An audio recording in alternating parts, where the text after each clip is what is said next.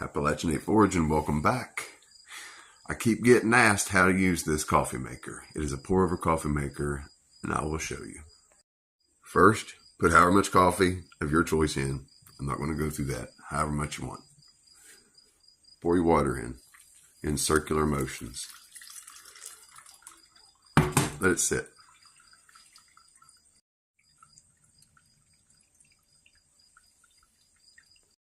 Now, after it has set for your choice of time, you hold this little handle and you give it small little swirls around the filter.